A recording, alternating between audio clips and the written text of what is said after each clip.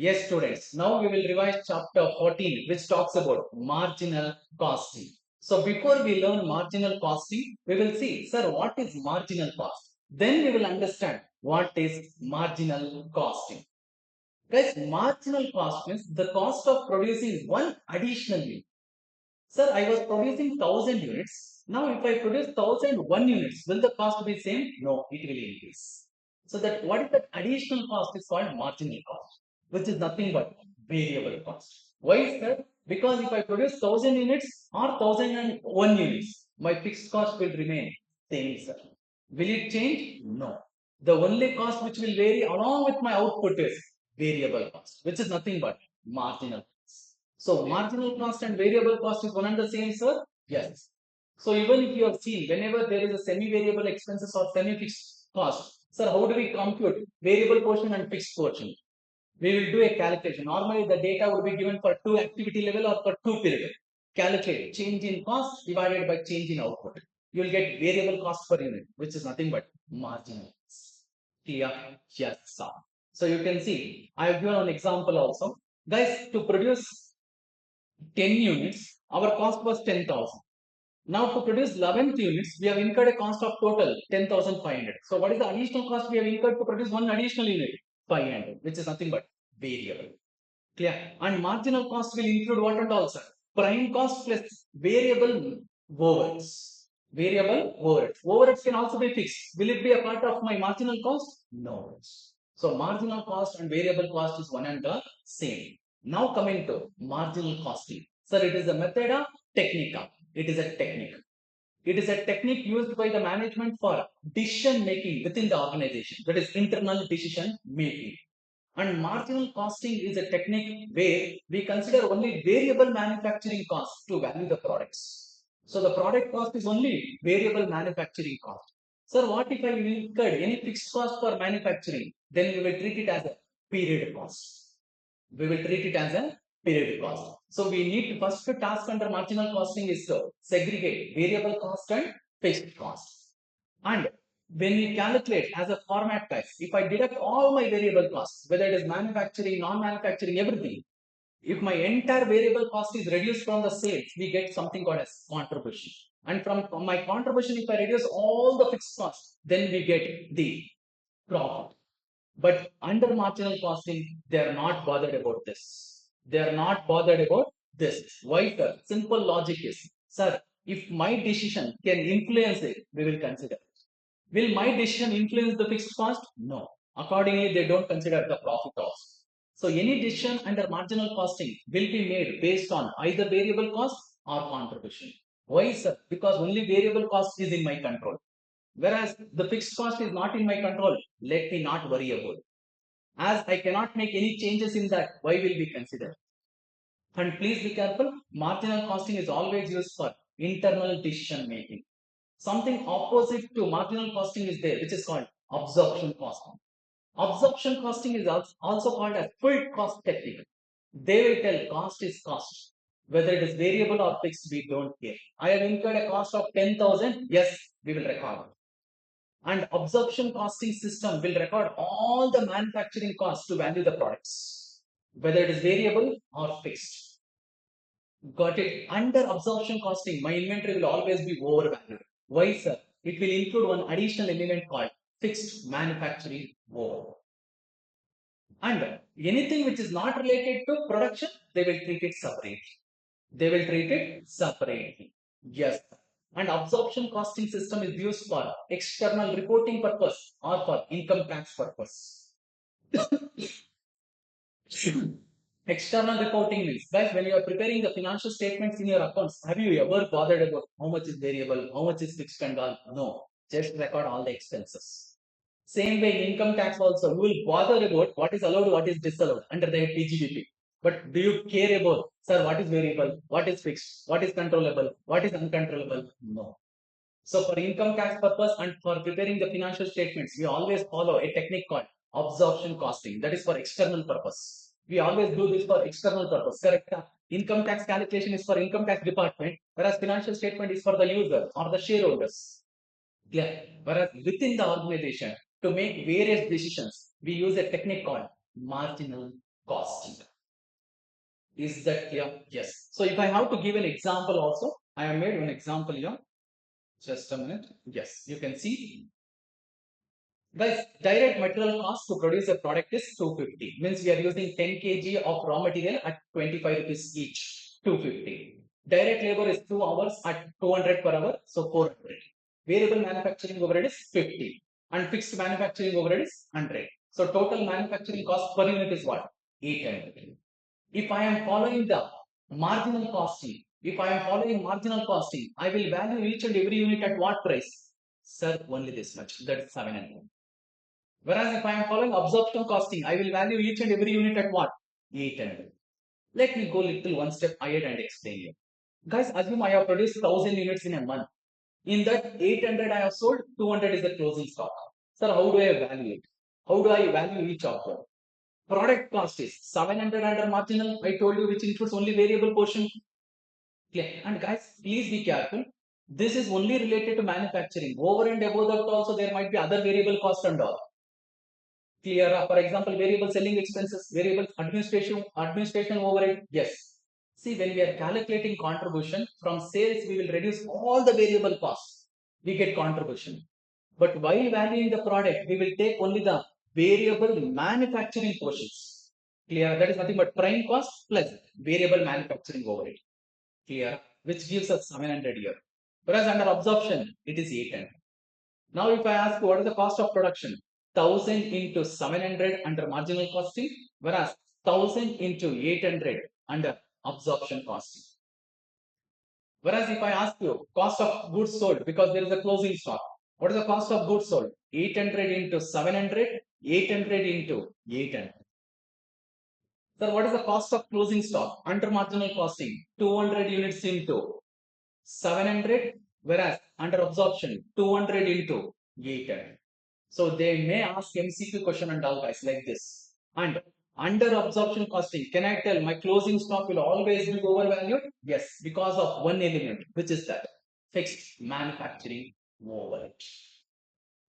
Got it? Yes. So please be careful. We call this as product cost. Product cost under marginal costing. Whereas under absorption costing, the entire manufacturing cost is a product cost. Sir, under marginal costing, you told we will consider only this as product cost. What about 100? We call it as period cost. We will charge it to the profit. That is P&L account.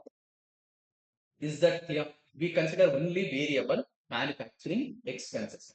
Even direct material and direct labor is also part of manufacturing expenses only. Whereas this is variable manufacturing overhead, which is like your factory overheads. Okay, sir. Coming back to this. So first thing which we have to do under marginal costing is to differentiate variable cost and fixed cost. Marginal costing is also called as variable costing or differential costing or direct cost. Direct costing is nothing but, sir, whatever 700 I took, is it directly attributable to my products? Yes. So we also call it as direct costing. Okay. Under marginal costing, inventory is valued at what and all guys? Only variable cost. That is direct material, direct labor. I have told you, hope you remember, prime cost is always variable in nature. Even if by chance if other direct expenses comes, even that also we will take it. Clear? Plus variable manufacturing overheads. Okay. Guys, now coming to one of the important, guys, this is the format of marginal costing. Format looks very simple and plain, but lot of things are there in this. Sir, what is the format we follow in marginal costing? Sales minus variable cost will give us contribution. Sir, here variable cost means only manufacturing variable cost or all variable cost? All variable cost. Total variable cost. You get contribution. Minus fixed cost will give you profit. And as I told you, any decisions under marginal costing we will make either based on variable cost or contribution. Why, sir? Because only those things are in my control. If I take any decision, which cost can I influence? Only variable cost. Yeah, yes, sir. Now, guys, listen. Sir, there is something called as like break-even sales and all. We will discuss one by one. First, PV ratio. Sir, what is PV ratio? Profit volume ratio. We also call it as like CVP analysis. Means, sir, if quantity or volume changes, how will it affect our profit and cost? Will it affect, sir? Yes. But which cost? Only variable cost. Clear? If quantity is nothing but the level of production, if quantity or volume changes, will it affect my cost and profit, sir? Yes. Clear? Yes. Why, sir? How will profit affect? Guys, higher the contribution, higher will be the profit. Why is that? Because fixed cost will remain same. So if you can earn more contribution, that will lead to what? More profit. Clear? Now, what is PV ratio? The first item under this calculations are PV ratio, profit volume ratio. Actually, the name used is profit. It is actually contribution. Clear? Sir, profit means what, sir? Profit divided by sales into 100. Correct? But actually, we are not doing that. We are doing what? Contribution by sales into 100. It should have been called as contribution to sales ratio or contribution volume ratio. Clear? So it is a wrong name, but still, this is what they will ask in the exam also. You don't tell. PV ratio means profit by sales. If I go by name, that is what actually we can understand. But what we are supposed to calculate is nothing but contribution by sales into 100. So in simple, PV ratio means how much is my contribution when compared to sales price. We normally express this in percentage. So always multiply with 100. Clear? Yes.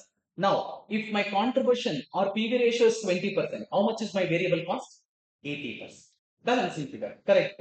Yes. Or else, if my contribution is 30%, how much is my variable cost? 70%. Because sales minus variable cost only will give us contribution. Got it? Yes. Next, we have something called as break-even sales. Break-even sales. Sir, what is break-even sales? This is the sales level at which my total cost is equal to sales. Total cost includes both fixed as well as variable. Clear? So break-even sales is the sales where the total cost is equal to total sales or no profit, no loss. Because total cost is equal to sales, right? So no profit, no loss. That means, assume guys, my break-even sales is 1 lakh units. Below 1 lakh units, I will be suffering loss. Above 1 lakh units, I start earning the profit. So if my break-even sales is 1 lakh units, assume my actual sales is 120. That 20 is what? Margin of safety. So that margin of safety will bring me profits. Clear? Now listen. Sir, at break-even sales, there is zero profit. Zero profit. That means, can I tell at break-even point, contribution is equal to fixed cost? Because profit is zero, right? Yes, they both will be equal. For example, this is 10 lakh, this is 10 lakh. So profit would be zero. Clear? I told total cost will be equal to sales, break-even sales. But I can also tell at the break-even point, the contribution will be equal to fixed cost. Why, sir? Because profit is zero.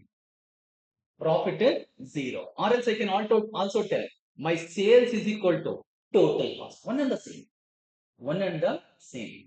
Now, sir, till I reach break-even point, my contribution is less than fixed cost. That means I will be having a loss. Once I cross break-even point, assume guys break-even point is like 10 lakh rupees. Once I cross break-even sales, that is over and above 10 lakh. Assume I have made a sales of 12 lakh. 2 lakh is my cushion, safety. What is it called as? What is it called as, sir? Margin of safety. Margin of safety. Now I repeat, my actual sales is 12 lakh. My break-even sales is 10 lakh. So my 2 lakh is what, guys? MOS, margin of safety. Like when used for exemption, are saved. Okay, even if I have to write other papers next time, but this paper exemptions are clear like that. Margin of safety.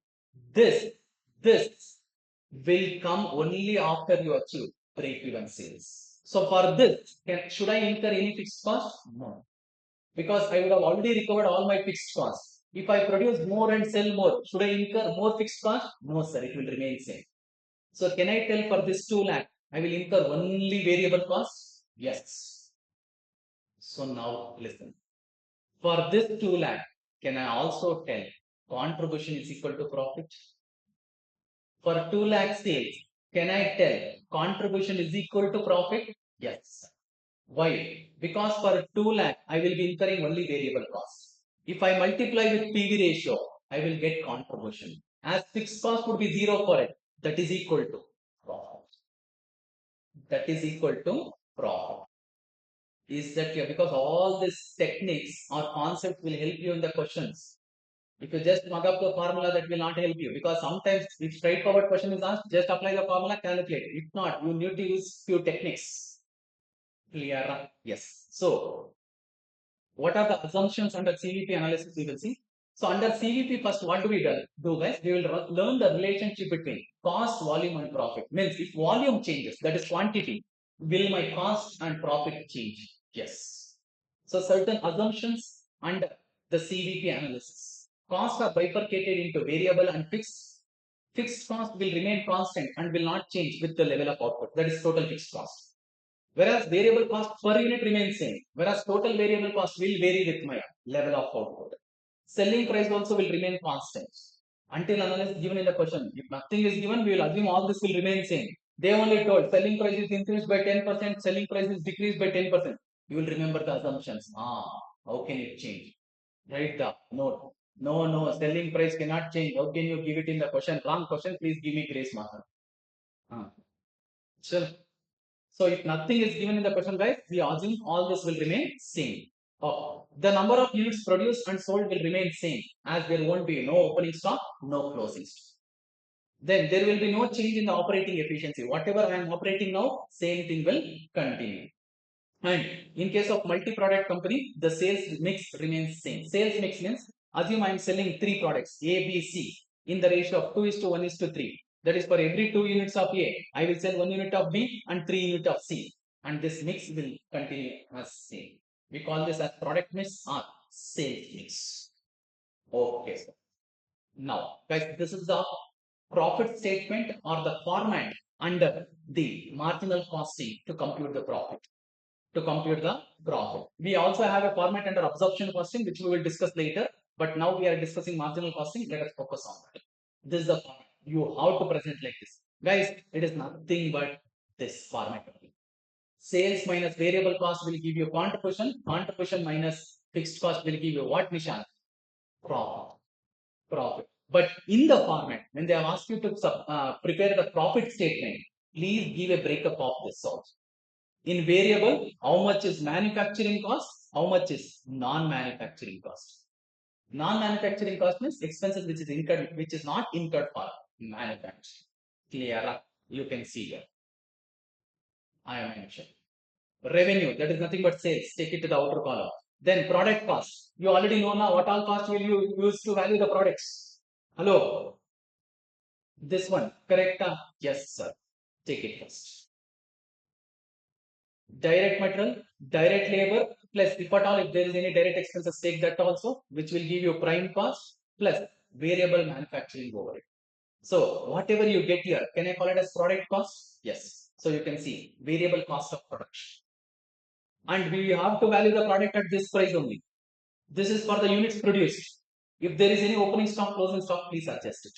Opening stock of finished goods at last period cost of production. Normally the value will be given in the question. Value will be given in the question. Whereas closing stock of finished goods, you need to value it at current period cost of production. For example, assume guys, current period variable cost of production is 10 lakh and you have produced 10,000 units. What is the cost per unit? 10 lakh divided by 10,000. And assume closing stock is 500 units. How do you calculate it? 10 lakh divided by 10,000 into 500. Yeah. So closing stock obviously will always be out of the current period of production. I have produced but not sold. Whereas opening stock is I had produced last year but I am not sold it. Will I sell it in the current period? Yes. So we will add it to the cost. But this is at what cost? Last year cost of production. Last year cost of production. Normally they would have given this value in the question, if at all it is. Or if question is silent about opening stock and closing stock, please ignore it. Yeah, yes. So once I adjust opening stock and closing stock, what do I get? Variable cost of goods sold. Guys, similar to cost sheet, but here we are using the word variable. Yeah, and anything fixed will come later. Okay, fine. So now we are seeing from the product what has happened. Product contribution margin means from product what we have got. And we should also reduce other variable costs not related to manufacturing, like variable administrative overhead, variable selling and distribution overhead. Now you get actual contribution. Actual contribution. This is nothing but what we calculate here. Clear? So we take total variable cost here, we get contribution. But in the profit statement, we need to give a breakup. In the variable cost, how much is relating to manufacturing, how much is non-manufacturing. This is nothing but non-manufacturing variable overheads. So now we are getting contribution. Contribution margin or contribution. From that, reduce all the fixed costs. You get profit. You get profit. Hope you understand. Clear? Same to same profit, same to same profit we will calculate, but the steps we follow in profit statement is little more. We need to present each and every step. Yeah. See, please be careful. You will follow this format only if they have asked you to prepare like cost and profit statement or profit statement under marginal costing. Each and every step you have to present it. But if they are asking you to calculate break-even sales, margin of safety and all, in simple you will use this, only this format to derive what's a contribution, net profit and all. You want it for calculation, just use this simple format. Clear? Yes. Now, what is the cost equation here? Marginal cost equation. Sir, sales minus variable cost. What do you get? Contribution, which is nothing but fixed cost plus profit. Can I tell contribution is equal to fixed cost plus profit? Yes. Now listen. At break-even sales, profit would be 0. Can I tell contribution is equal to fixed cost? Hello, at break-even sales. Sir, no, sir, we have already crossed break-even sales. In that case, contribution will be equal to what? Fixed cost plus profit also. Because we have profit. Now we have already crossed break-even sales means we already started earning profit. Okay. So, what is PV ratio? It is a percentage of my contribution when compared to sales. How do we calculate it, sir? Contribution by sales into 100. Even if you keep it in decimal also no problem. If you want to convert it into percentage, then into 100. Then PV ratio. Guys, first formula is always this. But sometimes they will give you 2-period data. 2-period data. In that case, how do you calculate? Change in profit or change in contribution divided by change in sales. Clear? And especially here, guys, please be careful. Change in profit. Assume they are given 2-period data. Period 1, period 2. Profit here is 10,000. Here it is 25,000. What is the change in profit? Sir, 15,000. No problem. But sometimes they will mess up like this. Sir, period 1, period 2. Period 1, 10,000 loss. Period 2, 25,000 profit. What is the change in profit? 35,000. Because from minus 10 to plus 25 we have gone. So minus 10 to 0, 10,000. Plus 25,000. So totally change in profit is 35,000.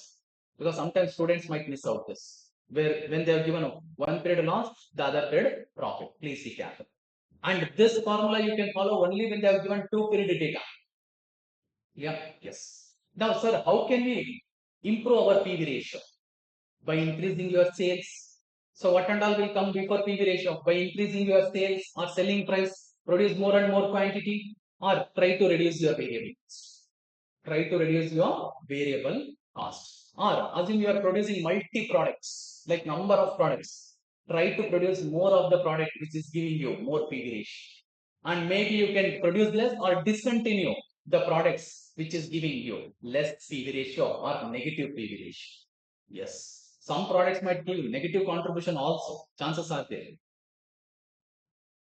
Okay. Next, break-even analysis. Break-even analysis is important, guys. See, topics looks very simple, but lot of hidden information would be there, especially for calculation. Guys, listen here. X-axis, Y-axis. Sir, in X-axis we are writing units, and in Y-axis cost and sales. Now, my fixed cost is something which will remain fixed irrespective of how many units I produce. Yes, sir. Then my variable cost will always start from 0 and it will increase with my level of production. They are not drawn variable cost here. So I have taken total cost here. You can see total cost means what, sir? Fixed cost plus variable cost. Clear? So you can see this part is there now, this variable portion. Anyway, your total cost will start with fixed cost only because even if production is 0, still you will end up incurring fixed cost. So total cost is nothing but variable cost plus fixed cost. If I ask you this part is what? It is variable. Okay, sir. Then sales will always be from 0, guys. I have to put the efforts and only then I will be able to make it. So sales will be like this. You can observe this is a point of intersection. That is where my total cost and sales line intersects. That is called break-even point. If I extend it to x-axis, I will get break-even point or sales in units. If I extend it to y-axis, I will get break-even sales in rupees. Guys, listen. This is the point where my total cost is equal to total sales. Yes, you can see both are intersecting. Before that, my cost is more than sales. That means this is a loss area. You can see cost line is more above the sales line. Whereas once we reach break-even point, my sales will go above and cost will be lower. So that means, can I tell this is a profit area? Yes. So once I cross break-even point, I will start making profit. And anything over and above this, we will call this as what as margin of safety. This part is called margin of safety. And for margin of safety, we will incur only variable cost. So if I multiply margin of safety with P ratio, we get contribution, which is equal to profit. Because for margin of safety, which is like additional sales, we will not incur any fixed cost. We have already recovered all my fixed costs below this one. Below this itself. So for margin of safety, we will incur only variable cost. Got it? Yes, sir. Now coming to break-even point. Guys, break-even point means I told you, I point at which my total cost is equal to total sales or no profit, no loss. So can I tell this both will be equal? Yes. So break-even sales can be calculated in rupees or in units. Guys, it is nothing but contribution divided by. If you want to calculate in rupees, it is nothing but contribution in rupees divided by contribution in percentage. That is PV ratio.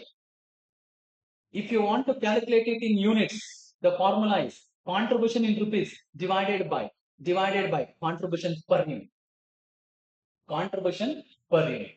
But actually in the formula, they are not using contribution in the numerator. Instead of that, they are using fixed cost. Why, sir? Because at break-even sale, fixed cost is equal to contribution. They both are one and the same. Correct. So let us see the formula. Break-even sales in rupees. The formula is fixed cost divided by PV ratio. Guys, fixed cost here is nothing but contribution. So contribution in rupees divided by contribution in percentage will give you what? How much rupees of sales you have to make.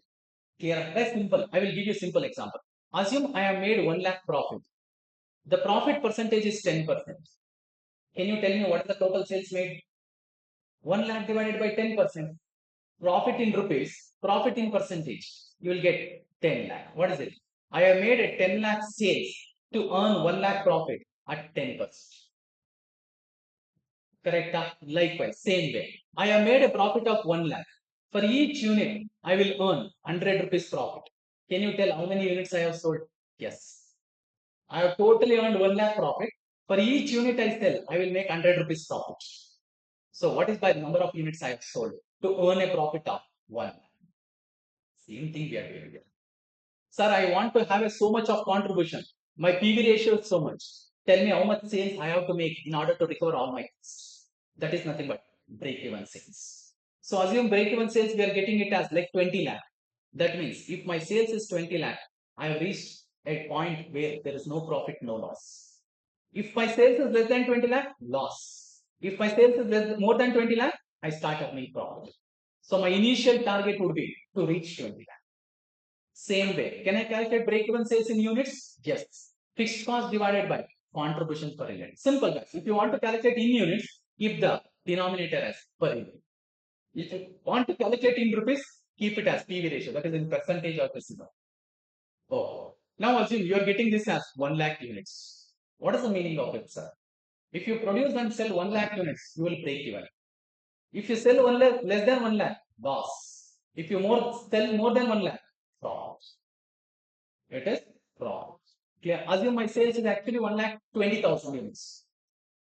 1 lakh 20,000 units. So that means 20,000 is what for me? Margin of safety. Will it bring any profit to me? Yes, sir. So at break-even point, fixed cost is equal to contribution as profit would be 0. Guys, there can be another calculation of the ask. See here the profit is 0. Sometimes they will give it in the question. Company wants to earn 1 lakh profit. Tell what sales they have to make. We use the formula called required sales. So here profit was 0. Correct. So that is why we didn't take it. But now company wants to make some profit. They are asking you how much sales should we make. We will use the formula called required sales. Required sales. They would have given how much profit the company is desiring to make it. So if they are asking you to calculate how much rupees of sales we have to make, then fixed cost divided by desired profit by PV ratio. If they are asking how many units should we sell, if you want to make a profit of so much, then they use the denominator as contribution per unit. Clear? Guys, it is nothing but numerator is nothing but what? Total contribution. Fixed cost plus desired profit will give you what? Contribution. So total contribution divided by contribution percentage. Or else here, total contribution divided by contribution per unit. So if you want to achieve so much of profit, how much contribution should you maintain? Simple. Is that clear? Sir, here you are taking desired profit. But in break-even sales, you missed it, sir. Why? Because we know that it is zero. Even if you want, you write and mention zero. Why to waste time? Correct? Yes. So this formula is similar to break-even sales formula with one addition as desired profit. This formula you will use only when they are given in the question that company is willing to maintain a profit of so much. How much sales should they achieve? Or how many units should they sell? If they ask units, use this. If they ask rupees, you do this. Or else if you do one, the other one is easy. For example, assume you have found out in rupees. Now can you calculate in units? Yes, just divide it by selling price. Just divide it by selling price. Or else you have bought it in units. Can you get now in rupees? Yes, just multiply with selling price. Just multiply with selling price. Here also. Here also simple. Sir, I have got the break-even sales in rupees. Can I calculate in units? Yes, just divide it by selling price. Alright, sir, I have got it in units. Can I calculate in rupees? Yes, just multiply with selling price. Ask it. Got it? Yes. Now, once I get break-even sales, sir, anything over and above break-even sales is what? My margin of sale. This is safer zone for me, sir. Sir, I have reached a point where I have started making a profit. Clear. Even in your exams, you will be counting. Okay, when will I cross 40 or 50? Correct. Now relax. Relax and okay. Now at least you will have that satisfaction. Okay. Now anything which I get more is margin of safety. Correct. Yes. Because first initial target is to break even. Break even actually is to 40 or 50. Yeah, 40 is like officially for the world it is 40 passing marks. But for you guys, you should understand it is 50. Because if you get 40 but not 50, gone. Gone. Okay. Sure. So first you reach break even point. After that, full smiling. Why, sir? Because we have already reached no break even. So margin of safety. Okay. This is adding value for which subject? Next subject. Correct. Above 50. This is for not this subject. For next subject, sir. For safety. Correct. Like that. Chalo. I just give an example. Margin of safety. Hey. I control. ಎಗ್ರುತ್ತೀರ ಅವನ ಮೇಲೆ ನೀನು ಚಲ margin of safety is a sales over and above break-even sales. So how do we calculate it, sir? Simple. Total sales minus break-even sales. Or else you can calculate profit by P ratio. Why, sir? Guys, for margin of safety, there is no fixed cost. So how do I calculate profit? Margin of safety into P ratio. Margin of safety into P ratio. Actually, this will give you contribution. But for margin of safety, contribution is equal to profit. So can I calculate margin of safety like this? Profit by PV ratio? Yes. Alternate. This same formula interchange. Just check. Yeah. And please be careful, guys. When you are applying PV ratio, don't apply it on total sales. Assume your total sales is 12 lakh. Break even sales is 10 lakh. Your margin of safety is how much? 2 lakh. Apply PV ratio on this. If you apply on this, you will not get profit. You will actually get contribution. Got it. From that, you have to reduce fixed cost also. Assume. Now you are applying PV ratio on this. You will get contribution, reduce fixed cost, you will get profit. If you want to calculate profit straight away, then straight away take margin of safety into PV ratio. Got it? Yes, sir. Now coming to this one. Sir, what if a company is a multi-product company? We have 2 or more products. In that case, we need to calculate the break-even sale using composite contribution per unit. That is, there will be a common fixed cost. Assume, guys, I am manufacturing 3 products. All 3 products put together, I have incurred a common fixed cost of 5 lakh. Divide it by composite contribution per unit. Sir, what is composite contribution per unit? You will calculate that by taking sales mix quantity as a ratio or sales mix value tax. I suggest take it as a quantity. Means how many units of each product is sold. Clear? It is very similar to your weighted average cost of capital. Okay. So let me give an example for that. One question we have.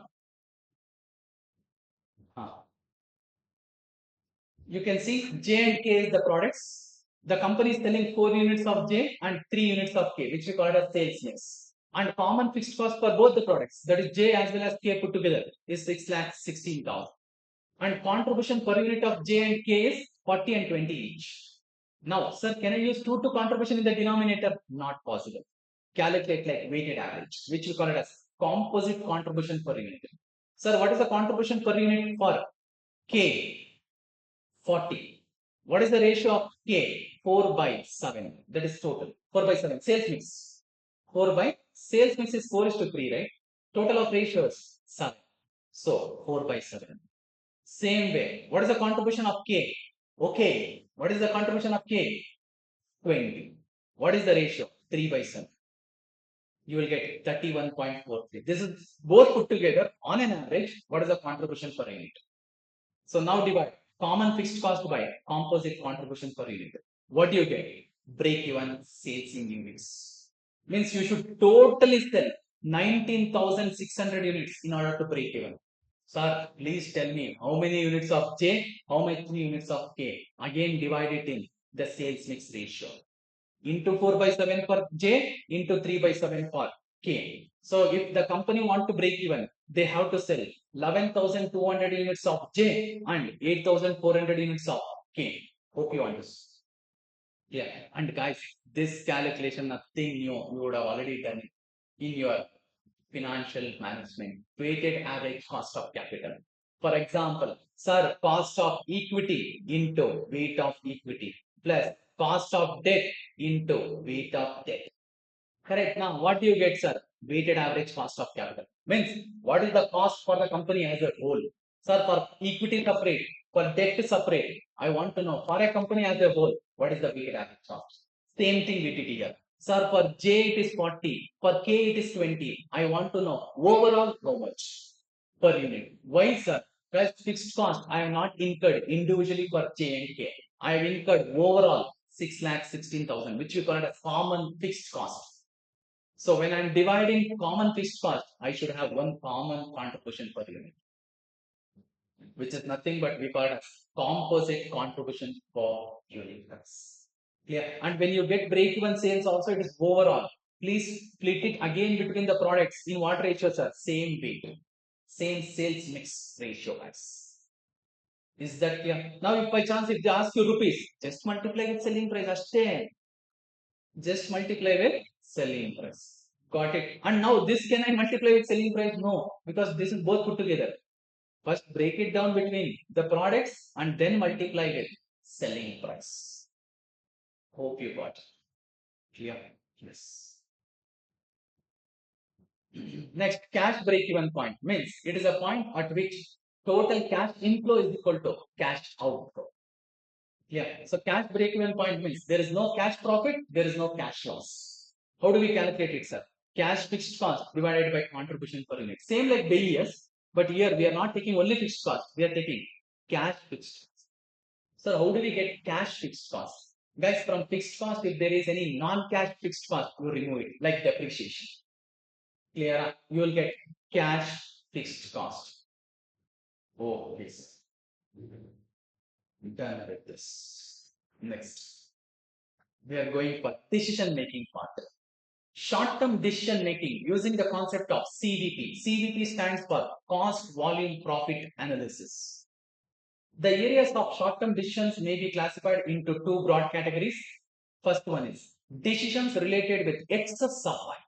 Excess supply means, sir, I am producing more, but I have less sales. For example, assume guys, I have the capacity to produce 1 lakh units. But as of now, the demand for my product is only 80,000.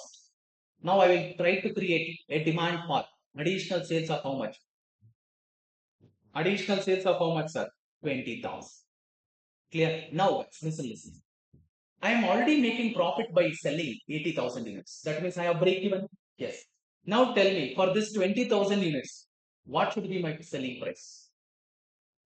If I have to create extra demand for this, sir, my selling price can be anything more than marginal cost.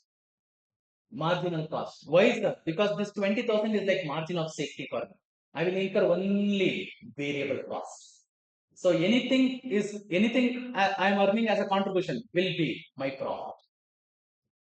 Clear? Assume guys, originally I am selling 80,000 units at 100 rupees. Now 20,000 also I can sell it at 100, but there is no one to purchase it, sir. Maybe you will offer it at a discount price, or I will find a new customer. Assume your variable cost is 60. Now you will fix the selling price for 20,000 at any price over and above 60. Assume you are fixing it at 75. That means how much is your contribution? 50. That is equal to profit. That is equal to profit. Why is that? Because I am already making profit from 80,000 units. Means I have already break even. So if you have achieved a break even over and above your actual present sales, whatever remaining unutilized capacity is there, or unused capacity is there, or underutilized capacity is there, you can use it to sell the product at any price more than your marginal cost. But make sure that you are not selling it in the same market where you are selling this product. Why, sir? Because if you sell 20,000 units at 75, where you are also selling 80,000 units, this customer will be like, lava. Why, sir? Because obviously you will lose that customer trust, loyalty. Because they feel like my neighbor is getting same product at 75. Only a prestige, pride. Clear. How can you sell for me for 100? Clear. Now he is taking full liberty. Now he is teasing me that same product I have bought it at 75. ನನಗೆ ಮುಖ ಬಂದ. So you cannot do that. So what you try to do for this 20,000 is maybe you will find a different market, or you will export it, or you sell it at under a different brand. You will sell it at a different brand name. You guys would have seen same company will sell the same product but in different varieties under different brand name, different costs. Especially HUL, they sell different soaps at different prices. Lifebuoy, Pierce, Lux, everything are manufactured by them only, but their target customers are different. Accordingly, price is also clear. Yes, even mobile manufacturer, Oppo or Vivo or even OnePlus, all these are from same parent company. They're trying to sell it under a different brand name. Oh, sure. Come back to this. Processing of special order will always happen if at all, if your selling price is more than marginal cost, but make sure that you're already making profit. Okay, by selling 80,000 units, you are already making profit. And also, your additional sales will not impact your present sales. Determination of price for stimulating demand means, sir, presently the demand for my product is only 80,000. Maybe you offer a discount, or else give buy more same more. If you buy 10 units, I will give you 10% discount. 20 units, 20% discount. 30 units, 30% discount. 100 units, 100% discount. ಆಮೇಲೆ ನೀವೇನ್ ಮಾಡ್ತೀರಿ? Local versus export sale. You consider various benefits. Sir, if I sell it in domestic market, yes, I may get less price. But if I export, I may get it in dollars, sir. Dollars. So more revenue. But obviously complication also would be there. Okay, licensing, import, export, the export duty, export actually country supports. Okay, even in GST, it is stated as zero rated supply. If your outward supply is zero rated, on your inward supply, can you claim ITC? Yes, you can claim ITC. Clear? Yes. So considering all other benefit, you check whether to sell in domestic market or to export it. Then determination of minimum price for price quotation. Minimum price quotation means I am offering you to supply the goods in the coming future. I should also tell at what price I am ready to supply. Okay, for that I need to prepare something called as quotation as. So while preparing the quotation, in that I should mention the price.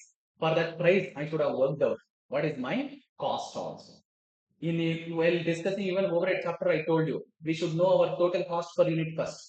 So for that is why we will do so much of exercise for overhead costs. Yeah, why, sir? To give the quotations. That is to quote a price, telling at what price I am ready to supply the product to you. This is done. Next, shutdown or continue decision. Shutdown or continue decision is with respect to temporary period, guys, not forever. See, forever, if you want to shut down, no decision. Sir, close it today, get lost. Clear? If you want to shut down for a temporary period, then you will see, is it better to shut down for 2 months or can I continue?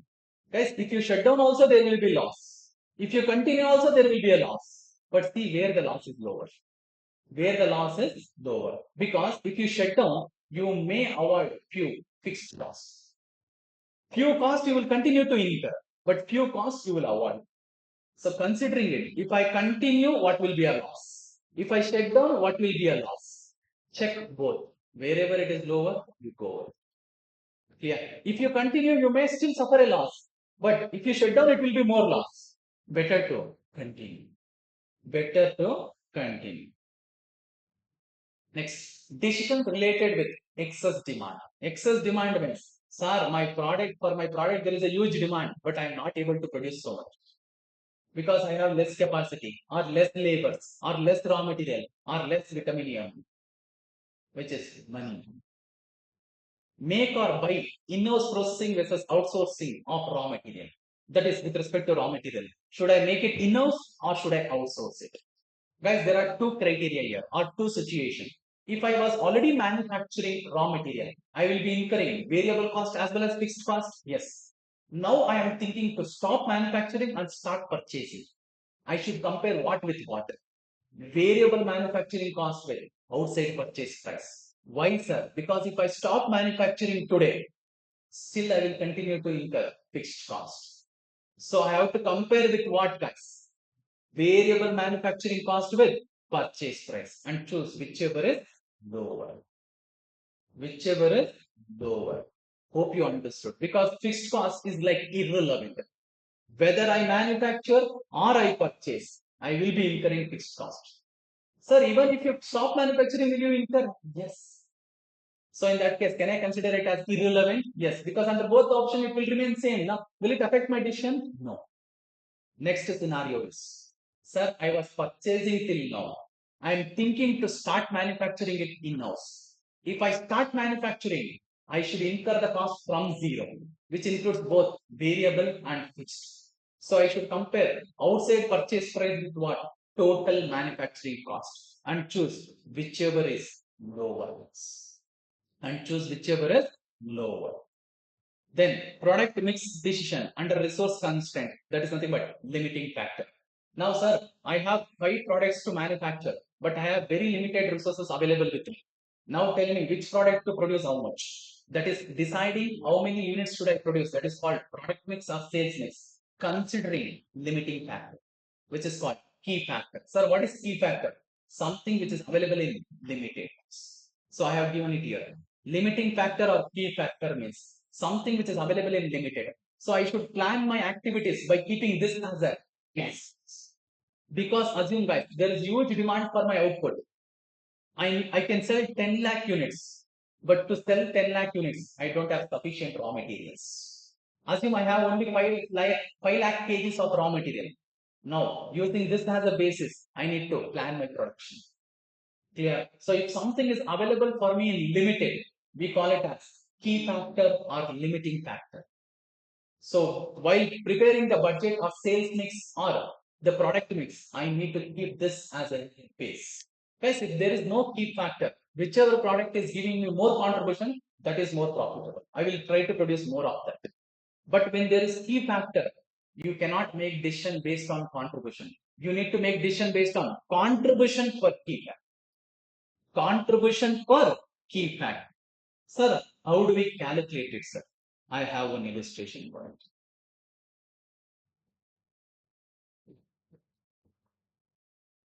Yes, please pay attention.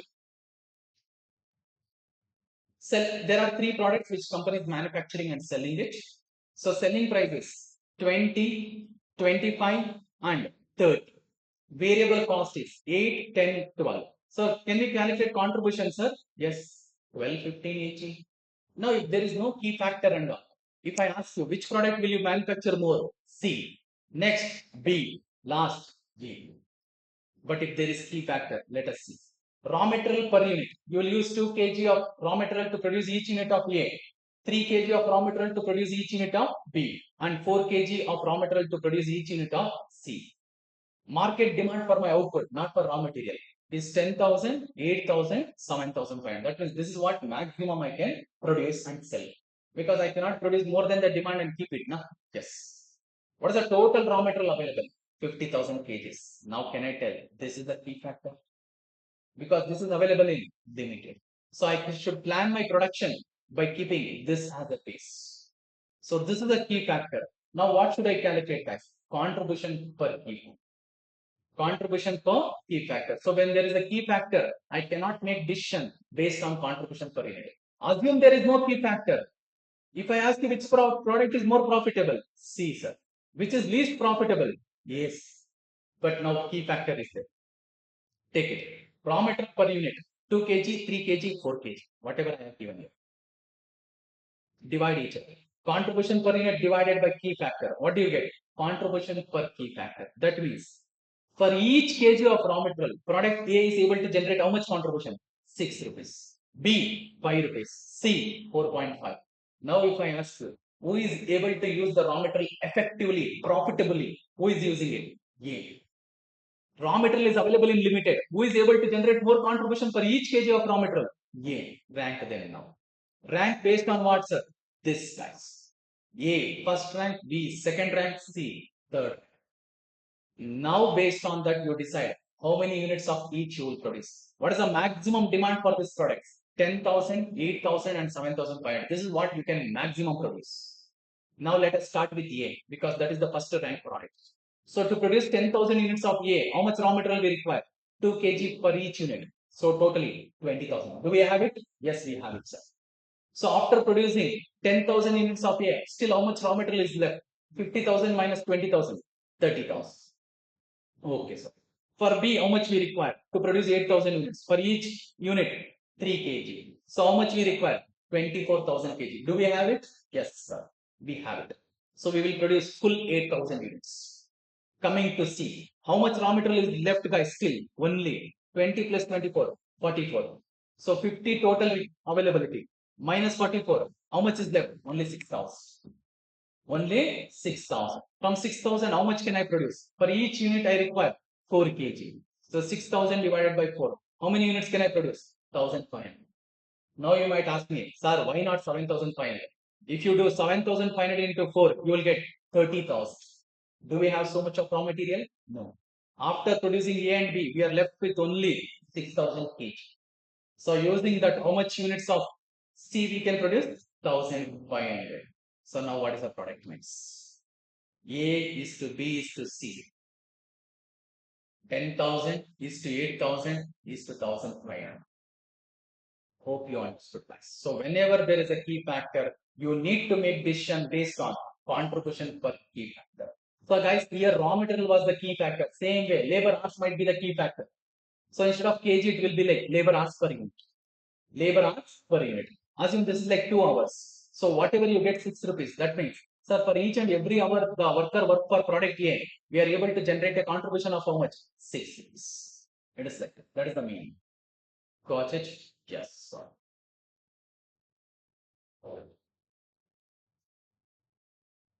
And for many company, what would be the key factor? The demand for their products. Sir, they have everything, but no sales, no customers to buy. Clear? So in that case, what would be the key factor? Sales. Or else, sir, I have very good brand. Customers are ready to purchase from me, but I am not able to supply it on time. In that case, what would be the key factor? Maybe money, that is the capital, or raw material, or even the power availability, or even the labor. Labor hours. Oh.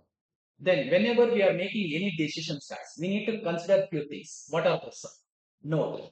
The cost and benefit of an option is identified for measurement if it passes the principles of controllability and relevance. Yes, any cost we are incurring will give us some benefit. See, what is the benefit? What is the cost we are incurring? So, benefit should always be more. Correct? Now, even in your FM, you would have done. What is the return on investment? Clear? Sir, if net cash inflow is more than cash outflow, we will go for it. NPV positive. If NPV is negative, Tata Bhajan, we will not accept. Correct? Same way. So see the cost and benefit analysis. Sir, if I incur so much cost, what is the benefit I will get out of? Clear. That is what you do in NPV and all. Na? Present value of cash inflows minus present value of cash outflows. What do you get? NPV. If it is positive, accept it. If it is negative, then yes. So here also we will see, sir, whatever we are doing, is it in our hands controllable and is it also relevant? Relevant means I told you, sir, fixed cost is same under both the options. Is it relevant for us? No, ignore it. While making decisions, will I consider it? No.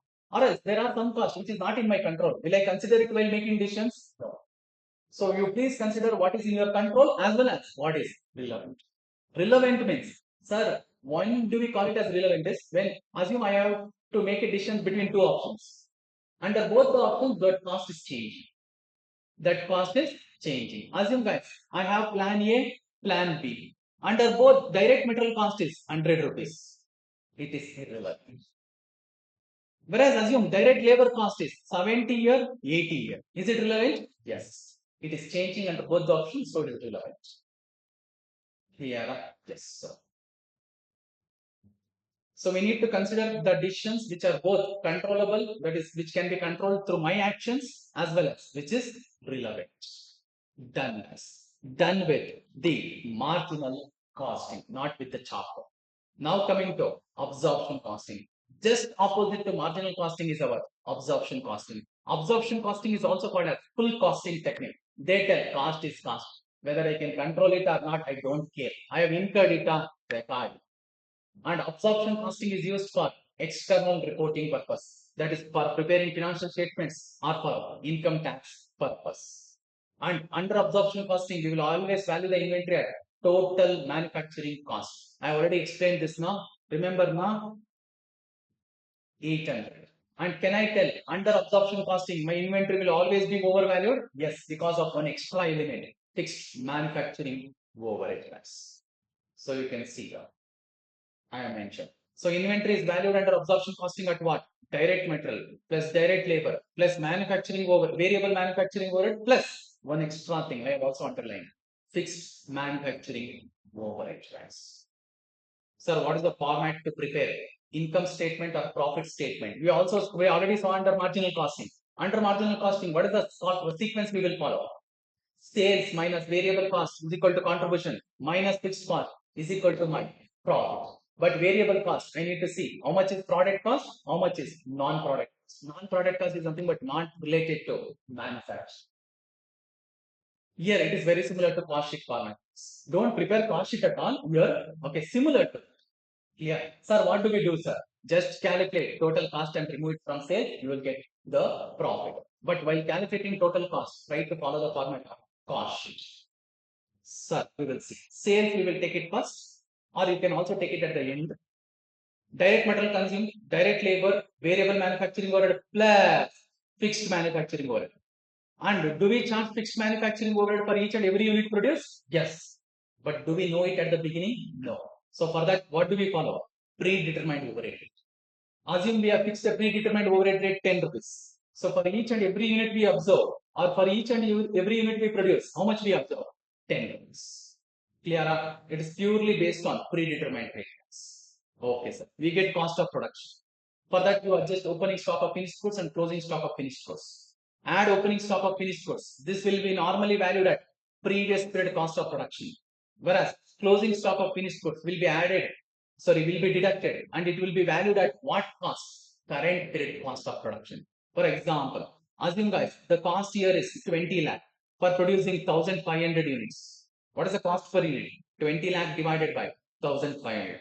Assume out of this, closing stock is 200 units into 200. Into 200. Asset, deduct 1. Sir, why are we deducting? I already explained everything in cost sheet format. We are not selling this product this year.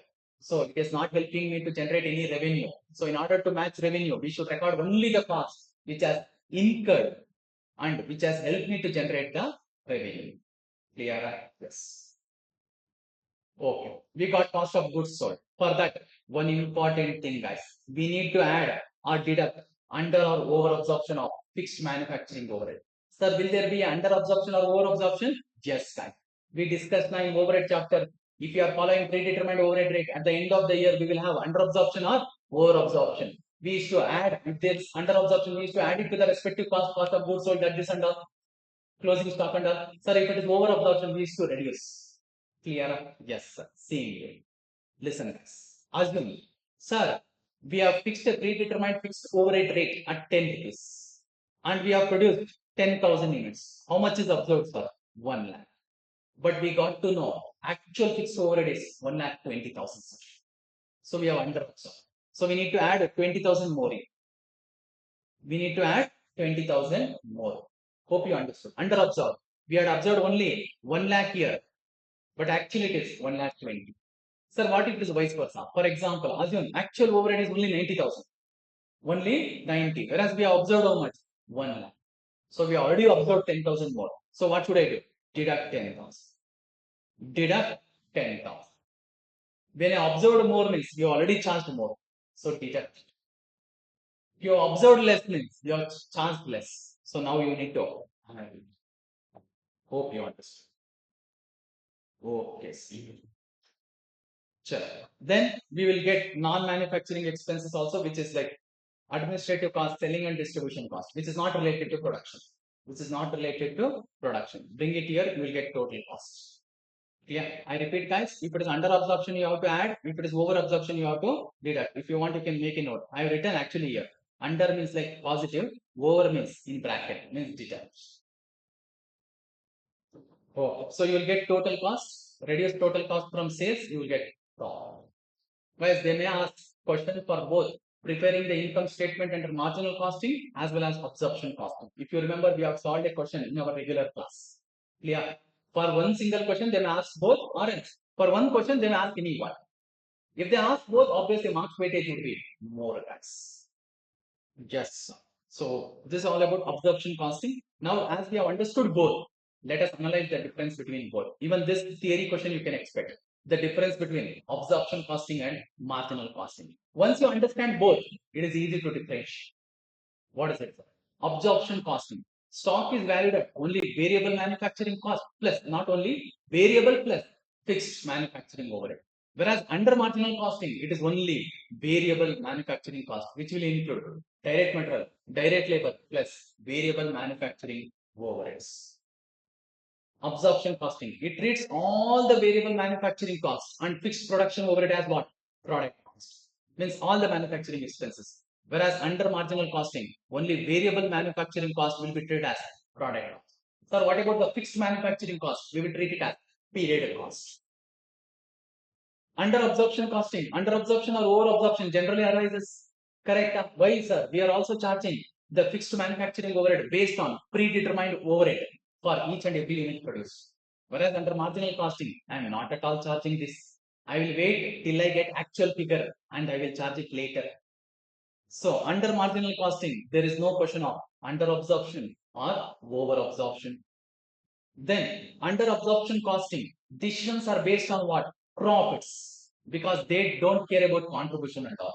Whereas under marginal costing, decisions are based on contribution because fixed cost is not in our control. Under absorption costing, administration, selling and distribution overhead is treated as period cost. That is anything other than manufacturing. And charged against the profits in the period in which they are arise. Means we will not treat it as product cost, we will treat it as a period cost. While calculating the profit, we will reduce. Whereas under marginal costing, all fixed costs will be treated as period cost, including fixed manufacturing overhead. Now, under absorption costing, will product cost change, guys? Will product cost change? Yes. Because more number of units you produce, less will be the cost because there is a fixed element.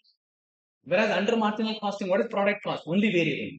Variable cost per unit will always remain same. Will it change? No. For example, if I take this only. Here, guys, will this cost change? No, sir, because this 3 will remain same per unit. Whereas, guys, fixed overhead, will it remain same per unit? No. Higher the number of units you produce, fixed cost per unit will decrease. Lower the number of units you produce, fixed cost will increase. So, will product cost vary under the absorption costing? Yes, because of one element. What is it, sir? This. More the number of units you produce, product cost per unit will go down. Lower the number of units you produce, product cost per unit will go up. Where? Under which system? Absorption.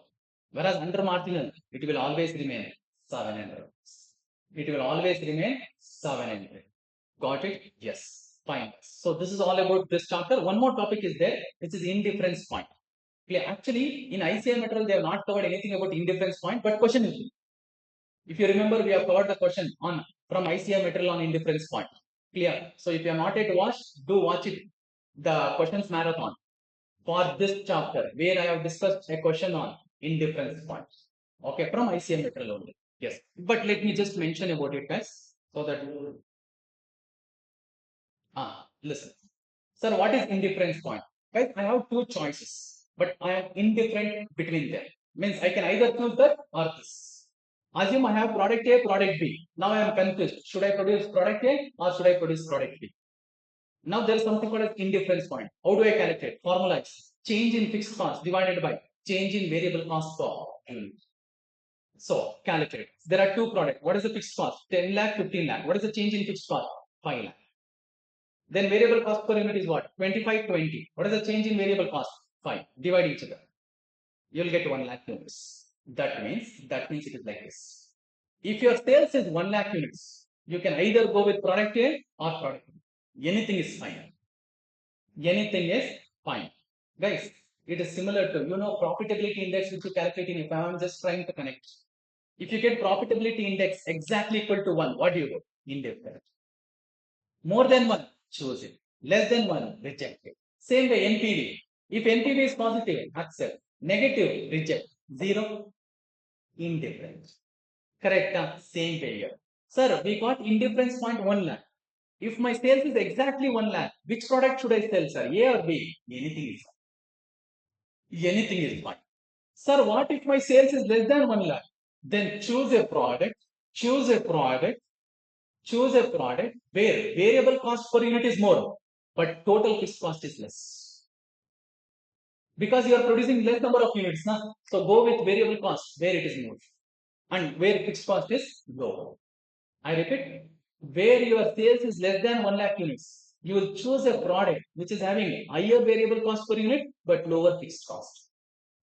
Sir, what if my sales is more than 1 lakh units? Then you will choose a product which is having lower variable cost per unit and higher fixed cost. Simple logic. Guys, here you will produce more number of units. More number of units means variable cost will increase. So try to keep it low as possible because you will multiply this with number of units.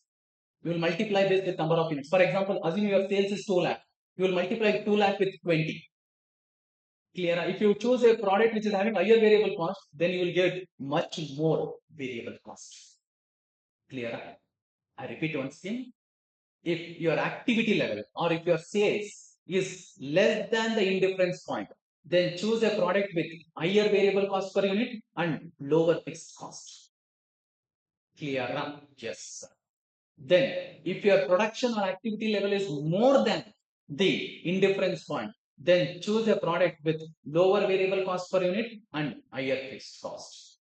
Clear? Yes. So I would suggest you, if you want, still, if you already attended the class, if you already watched it, but try to watch it again. There is a question on this in ICI material. Clear? Actually, this concept is not covered in ICI material under marginal costing, but they have given a question. That means they may test you in the exam also. Be ready for it. Fine? Yes, fine. So this is all about the revision of chapter 40.